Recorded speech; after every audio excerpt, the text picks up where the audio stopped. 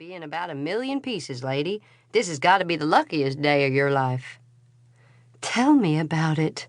She shifted slightly, adding, "But I can hardly move, and I can't reach the door handle. Can you get it open?" The stranger, a middle-aged man with the burly shoulders that come of a lifetime's hard work, yanked experimentally on her door. "Nope, there isn't a mark on this door, but it's been compressed in the front and back, and it's stuck tight. We're gonna need the jaws of life, sure enough. Don't worry, though. The rescue squad and paramedics are on their way." Distant sirens were getting louder, but even so she felt a chill of worry. "I had a full tank of gas. You don't think—" "I don't smell anything," he reassured her. "And I've worked in garages most of my life. Don't worry. By the way, my name is Jim. Jim Smith, believe it or not." "It's a day to believe anything. I'm Joanna. Nice to meet you, Jim." He nodded. "Same here, Joanna. You're sure you're okay? No pain anywhere?" "Not even a twinge." She looked past his shoulder to watch other motorists slipping and sliding down the bank toward her, and swallowed hard when she saw just how far her car had rolled. "My God, I should be dead, shouldn't I?"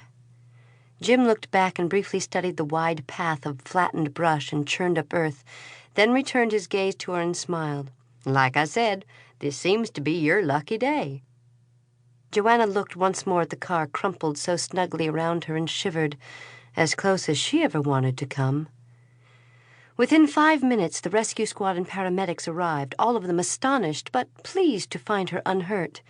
Jim backed away to allow the rescue people room to work, joining the throng of onlookers scattered down the bank, and Joanna realized only then that she was the center of quite a bit of attention.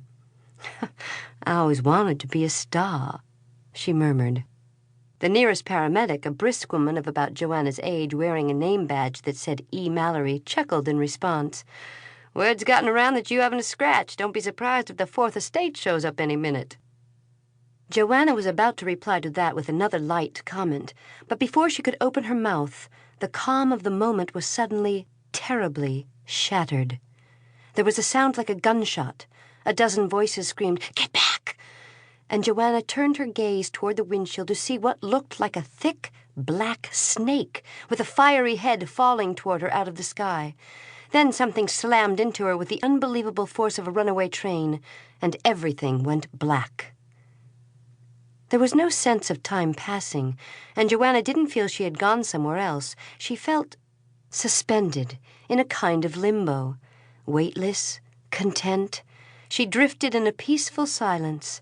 She was waiting for something, she knew that, waiting to find out something. The silence was absolute, but gradually the darkness began to abate, and she felt a gentle tug. She turned, or thought she did, and moved in the direction of the soft pull. But almost immediately she was released, drifting once more as the darkness deepened again.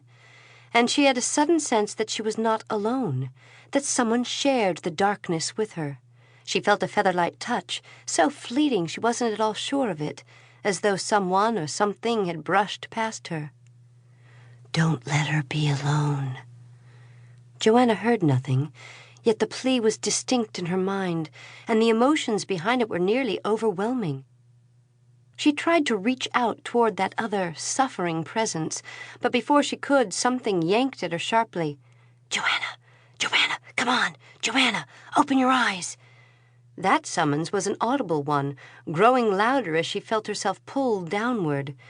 She resisted for an instant, reluctant, but then fell in a rush until she felt the heaviness of her own body once more.